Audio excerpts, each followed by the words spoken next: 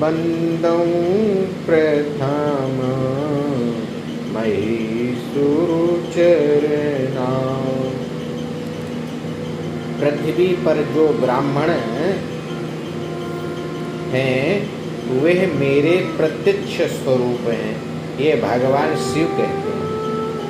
स्वर्ग के देवता तो परोक्ष हैं, ब्राह्मण ही प्रत्यक्ष देवता है। ब्राह्मण मुझे प्रिय है, ये भगवान शिव कहते हैं।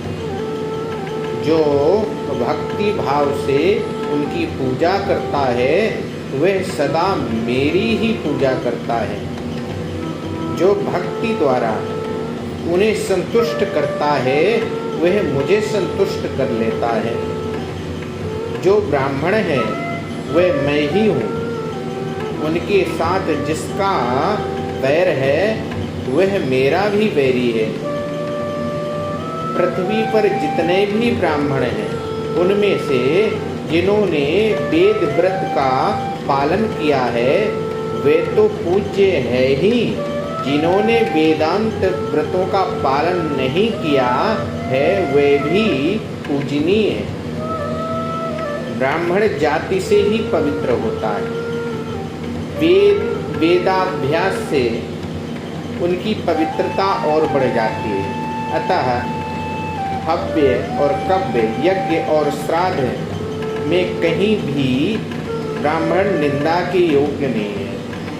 काने, कुबड़े, कोढ़ी, रोगी तथा दरिद्र ब्राह्मणों का भी विद्वान पुरुष अपमान न करे, क्योंकि वे मेरे स्वरूप कहे गए हैं, ऐसा भगवान शिव कहते हैं। बहुत से अज्ञानी मनुष्य इस बात को नहीं जानते, जो मेरे स्वरूप भूत ब्राह्मणों को मारते हैं, उनसे शास्त्र विपरीत कर्म करवाते हैं, जहाँ नहीं भेजना चाहिए वहाँ उन्हें भेजते हैं तथा उनसे दास्ता या सेवा टहल कराते हैं। वे जब मरते हैं तब यमदूत उनके माथे पर आरा रखकर उन्हें चीरते हैं, ठीक वैसे ही जैसे बढ़ई लकड़ी को चीरता है। जो ब्राह्मण को अंग भंग करता है और उसके प्राण लेता है उसे ब्रह्म हत्यारा जानना चाहिए। उसके उद्धार के लिए कोई भी प्रायश्चित नहीं है।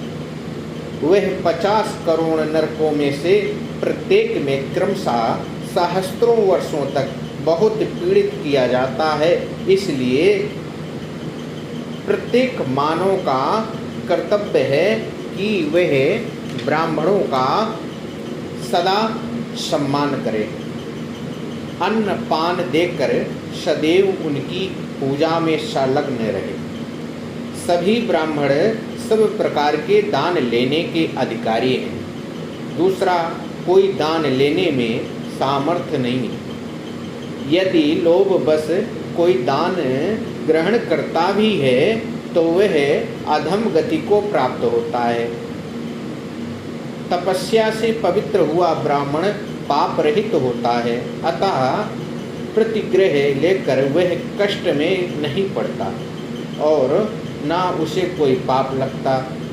जो हृदय में सदा पवित्र भाव रखते हुए नित्य निरंतर ध्यान में लगा रहता है, ऐसा ब्राह्मण दोष मुक्त होता है।